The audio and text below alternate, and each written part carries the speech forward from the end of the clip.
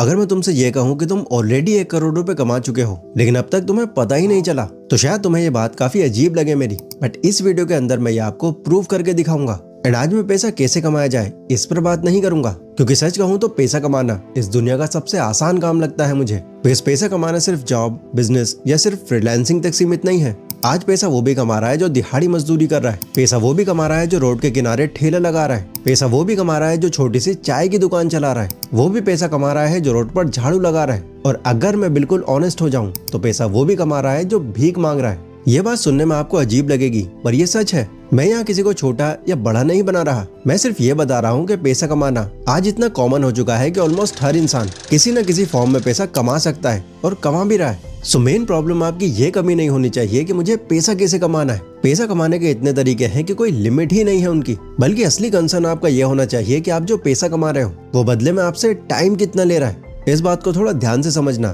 क्योंकि यहीं पर बहुत सारे लोग पूरी जिंदगी कंफ्यूज रहते हैं। आज तुम 1000 रुपए कमा रहे हो और टेक्निकली वही 1000 रुपए तुमसे अमीर कोई दूसरा इंसान भी कमा रहा होगा। अमाउंट सेम है, नंबर भी सेम है, बट फर्क है टाइम का। तुम्हें ये 1000 रुपए कमाने में लगभग पूरा दिन लग जाता है और उस इंसान को ये 1000 रुपए कमाने में शायद आधा घंटा भी नहीं लगता। तो असली गेम टाइम का है, बट इस चीज को बहुत से लोग समझ ही नहीं पाते। हम जब पैसा देखते हैं तो हमें सिर्फ वो नंबर्स दिखाई देते हैं, 10,000, 50,000, 1 लाख। लेकिन असल में वो नंबर्स नहीं होते, वो हमारी जिंदगी के घंटे होते हैं जो हमने किसी भी काम को करने के लिए लगा दिए होते हैं। अब जो बात मैं आपको शुरू में बोल रहा था, तुम ऑलरेडी 1 करोड़ रुपए कमा चुके हो और तुम्हें पता भी नहीं चला। अब मैं उसी बात को थोड़ा एक्सप्लेन करके समझाता हूँ, ताकि ये आपको सिर्फ थ्योरी ना लगे।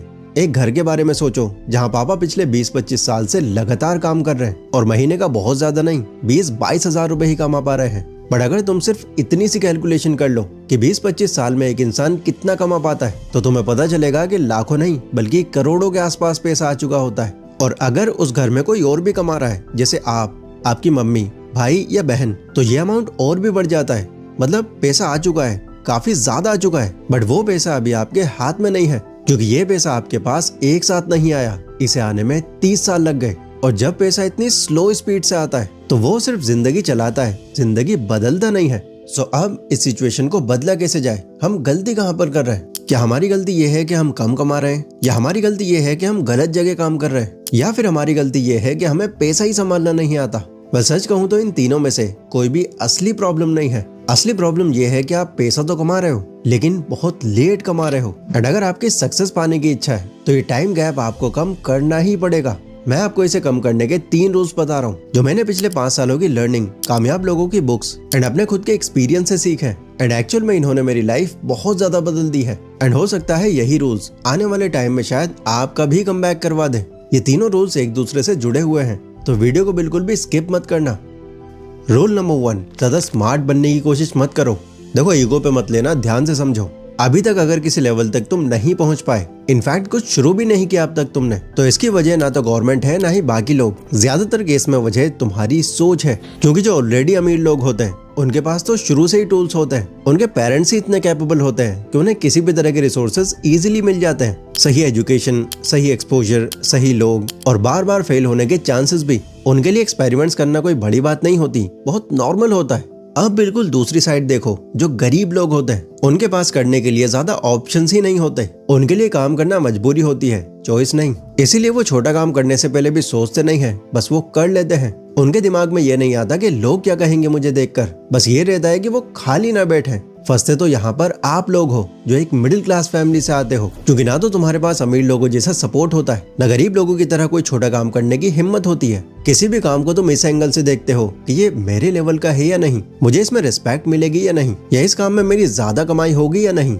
और इसी चक्कर में तुम कई मौकों को सिर्फ इसलिए छोड़ देते हो क्योंकि वो तुम्हारी पर्सनैलिटी से मैच नहीं करता। मुझे याद है जब मैं एक लोकल फैक्ट्री में बेल्ट्स को पैक किया करता था, तो उस टाइम कभी कभी मेरा एक दोस्त मुझसे मिलने आता था और बातों बातों में एक बात वो हर बार कह कर जाता कि भाई ये काम तू क्यों कर रहा है, तुझे कोई और काम नहीं मिला? और ऑनेस्टली मेरे पास इस बात का कोई जवाब नहीं होता था, क्योंकि वो इंसान अकाउंटिंग का कोर्स कर रहा था। उसे खुद पर यकीन था कि किसी भी बड़ी कंपनी में उसकी जॉब लग ही जानी है, उसका करियर तो सेट है। बट जैसा उसने सोचा था वैसा कुछ भी नहीं हुआ। किसी छोटी जगह पर वो लगना नहीं चाहता था और बड़ी जगहों पर उसका सिलेक्शन हो ही नहीं पा रहा था। इसी चक्कर में लिटरली उसने पूरे 2 साल बर्बाद कर दिए एंड हार कर उसने आखिरकार इस फील्ड को ही छोड़ दिया और अपने पापा के बिजनेस में लग गया। देखो यहाँ मैं सिर्फ उसकी कहानी नहीं सुना रहा, मैं हर एक मिडिल क्लास इंसान का माइंडसेट तुमको बता रहा हूँ। क्योंकि उन्होंने पढ़ लिख कर कोई डिग्री ले ली होती है तो उन्हें लगता है कि अब मैं कोई छोटा काम क्यों पकड़ूं, मैं काबिल हूँ, शायद मुझे इससे बेटर कुछ मिल जाएगा। पर इस शायद के चक्कर में उनका टाइम निकल जाता है और कई बार थक हार कर उन्हें वही करना पड़ता है जो वो नहीं करना चाहते थे। इसलिए जब मैं ये बोलता हूँ कि ज्यादा स्मार्ट बनने की कोशिश मत करो, तो इसका मतलब ये है कि अपने ईगो के हिसाब से काम मत चुनो। आज ही इस बात को अपने माइंड में बिठा लो कि जो लोग बिल्कुल छोटे छोटे कामों से स्टार्ट करते हैं वो बेवकूफ नहीं होते, असल में वो ज्यादा स्मार्ट होते हैं। क्योंकि इसी छोटे से शुरू करने वालों की एक बहुत लंबी लिस्ट है जो आज करोड़ों का एम्पायर बना चुके हैं। इसलिए ईगो के चक्कर में अपना टाइम बर्बाद मत करो, बाद में बहुत रेग्रेट करोगे। किसी भी लेवल से स्टार्ट करना पड़े बस स्टार्ट कर दो, बिकॉज किसी तो काम के थ्रू अगर आज आप चलना सीख गए तो वही काम कल शायद तुम्हें कोई ऐसा रास्ता दिखा दे जहाँ से दौड़ना शुरू कर दो तुम। अगला रूल मेरी इस बात को और क्लियर कर देगा, जो कि है रूल नंबर 2। सिर्फ वो मत करो जो तुम्हें पसंद है, वो करो जो तुम्हें करना चाहिए। 22 साल 9 महीने, इस उम्र तक मैंने अपनी पूरी लाइफ में 30,000 रुपए भी नहीं कमाए थे, बट इसी साल 10वें महीने में मेरे बैंक अकाउंट में 1.5 लाख रुपए थे। और ये हुआ सिर्फ एक चीज की वजह से। वो क्या है अभी आगे मैं आपको बताऊंगा। पहले मैं आपको अपनी थोड़ी सी बैक स्टोरी बता देता हूँ। 22 साल की एज में भी मैं कॉलेज में ही था, बट ये मेरा कोई रेगुलर कॉलेज नहीं था। मैं इग्नू से कॉरेस्पॉन्डेंस के थ्रू बीए कर रहा था, जहाँ सिर्फ संडे में क्लास लगती है, बाकी पूरा हफ्ता सिर्फ पढ़ाई और कोचिंग क्लासेस। लेकिन मुझे पहले ही अंदाजा लग गया था कि मैं बीए के बाद आगे नहीं पढ़ने वाला और सिर्फ इस डिग्री के थ्रू मुझे कोई अच्छी जॉब मिल जाना ये तो पॉसिबल ही नहीं था। तो इसीलिए उस दौरान मैंने कई कामों में हाथ आजमाया। एक फैक्ट्री में बेल्ट्स की पैकिंग करना, मार्केट की एक दुकान में हेल्पर की जॉब करना, एक छोटे ऑफिस में डेटा एंट्री का काम संभालना, इनफैक्ट 2000 रुपए महीना पर ट्यूशन पढ़ाना। ये यूट्यूब चैनल भी मैंने इसी दौरान स्टार्ट किया था। बट ये जितने भी काम मैंने किए, मैं ऑनेस्टली बोल रहा हूँ कि इनमें से एक भी मेरा पैशन नहीं था और ना ही कुछ ऐसा था कि मुझे ये सब करने में बहुत मजा आ रहा है। नहीं, मैं सिर्फ पोटेंशियल को एनालाइज कर रहा था। मैं ये ऑब्जर्व कर रहा था कि मैं कौन से काम को अभी खुद के दम पर ज्यादा एक्सपेंड कर सकता हूँ, और इसका जवाब मुझे जल्द ही मिल गया, मेरा यूट्यूब चैनल। क्योंकि वो कोविड का टाइम था, लोग अपने घरों में बैठे सिर्फ फोन ही चला रहे थे, एंटरटेनमेंट के लिए, एजुकेशन के लिए अलग अलग तरह के कंटेंट कंज्यूम कर रहे थे। तो यही मुझे अंदाजा लग गया कि अगर इस पर मैंने ज्यादा मेहनत कर ली तो शायद ये मुझे आगे बढ़ा सकता है। तो तब मैंने इसको सीरियस लेकर जितने भी 2-4 हजार रुपए मैं कमा रहा था वो इस चैनल की वीडियोस को और बेहतर बनाने में यूज करने लगा। मैं वीडियोस बनाता गया, चाहे मन हो या ना हो, चाहे व्यूज आए या ना आए, मैं लगा रहा इस पर। और इसी कॉन्टिन्यूस प्रोसेस ने मुझे 8 महीने बाद एक ऐसा रिजल्ट दिखाया जो मैंने कभी सपनों में भी नहीं सोचा था। मेरी एक वीडियो बहुत तेजी से वायरल हुई और उसकी वजह से बाकी वीडियोस भी चलने लगी। और इस सब के चलते ना सिर्फ मेरा चैनल मोनेटाइज हो गया, बल्कि अगले ही महीने मेरी जो इनकम बनी वो 1 लाख प्लस थी। मैंने उस टाइम पर सिर्फ वो किया जो मुझे करना चाहिए था। मैंने कोई अपनी पसंद का काम नहीं चुना, मैंने बस काम चुना और उसी में इतना घुस गया कि ये खुद ही मेरी पसंद का बन गया। एंड मैं तो फिर भी एक बहुत छोटा सा एग्जाम्पल हूँ। अगर तुम ऑब्जेक्टिवली देखो तो ज्यादातर कामयाब लोगों ने पैशन फॉलो नहीं किया, पोटेंशियल फॉलो किया।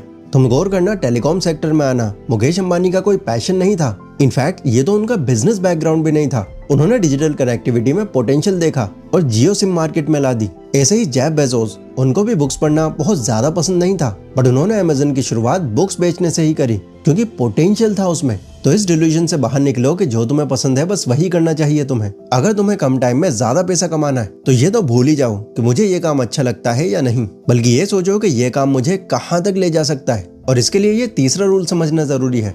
रूल नंबर 3, अपनी फील्ड के बादशाह बनो, चाहे छोटी हो या बड़ी।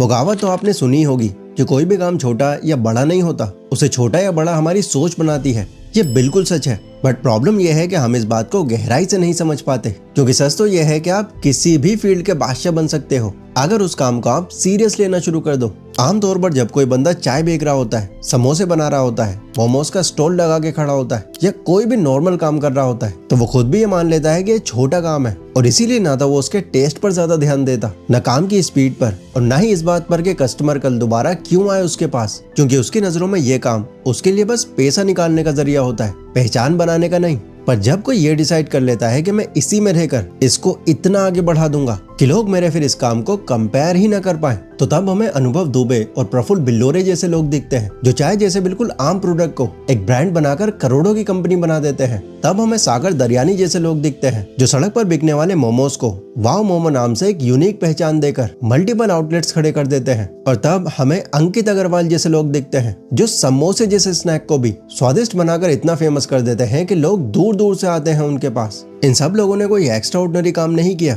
इन्होंने सिर्फ एक नॉर्मल काम को नॉर्मल लोगों की तरह करना बंद कर दिया और फिर वहीं से ये गैप क्रिएट हुआ। सो ये चीज याद रखना, पैसा फील्ड बदलने से नहीं, फील्ड के अंदर पूरी तरह से घुस जाने से बनता है। जिस दिन आप अपने काम को सिर्फ चलाना बंद करके उसे समझना शुरू कर देते हो, उसी दिन उस फील्ड के नॉर्मल लोगों से आप आगे निकलने लग जाते हो।